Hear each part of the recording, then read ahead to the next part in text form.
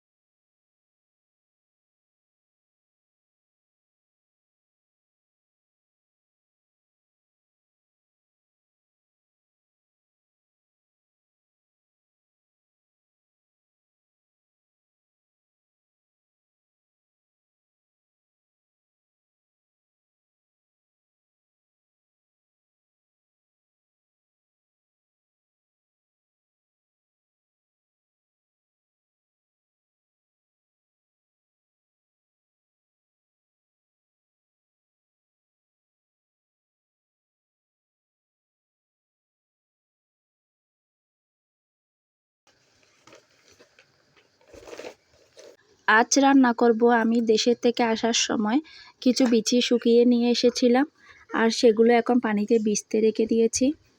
এগুলো ভিজে গেলে খুব ফোলা ফোলা হয়ে যায়।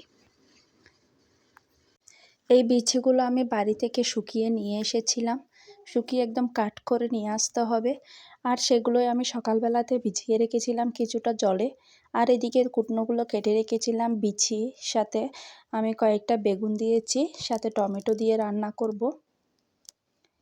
এই তো আমি কয়েকটা টমেটো নিয়ে নিয়েছি। এগুলো শুটকি মাছ, শুটকি যে এগুলো দিয়ে রান্না করব আজ। ছুরি শুটকি বা লইট্টা শুটকি যেটাই বলো তোমরা। সাথে আমি সব কিছু রেডি করে রেখেছি। ক্যাপসিকাম, আদা, পেঁয়াজ আর টমেটো কুচি। বেশি নাড়াচাড়া করলে এগুলো বিচিগুলো ভেঙে গলে যাবে, তাই বেশি নাড়াচাড়া করতে নেই। কিন্তু আমার রান্নাটা অলমোস্ট হয়ে এসেছে। আমাকে কাজে হেল্প করার জন্য আমার মামামও বসে আছে আমার পাশে।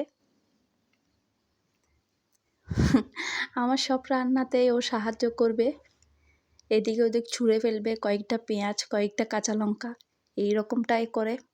রান্নাবান্না শেষ করে আমি ওর জন্য গরম জল বসিয়ে দিয়েছি। গরম জলের মধ্যে কয়েকটা নিম পাতাও দিয়ে দিয়েছি ওর জন্য। এদিকে আমার অল্প কাপড় চোপড় ছিল, সেগুলোই ওয়াশিং মেশিনে হুইল পাউডার দিয়ে দিয়েছি। ওগুলো হতে থাকুক। মাম্মামকে স্নানও করানো হয়ে গেছে। এদিকে সবাইকে খেতে দিয়ে এবার আমরাও খেতে বসে পড়েছি। সবাইকে খেতে দিয়ে দিয়েছি। আজ শুধু বিচি নয়, এগুলোর সাথে বেগুন শুটকি দিয়ে যে বিচিটা রান্না করেছিলাম শুধু সেটা নয়, সাথে করেছি বেগুন দিয়ে, আলু দিয়ে, টমেটো আর কয়েকটা পেঁয়াজ কলি দিয়ে ভর্তা। ভাতের সাথে এরকম ভর্তা খেতে কার কার ভালো লাগে একটু জানাবে প্লিজ। আর আমার এই ভিডিওটা যদি তোমাদের ভালো লেগে থাকে তাহলে একটা লাইক শেয়ার করে আমার পাশে থেকো। আজ এ পর্যন্তই। ভালো লাগলে সাবস্ক্রাইব করে দিও আইডিটা। টাটা।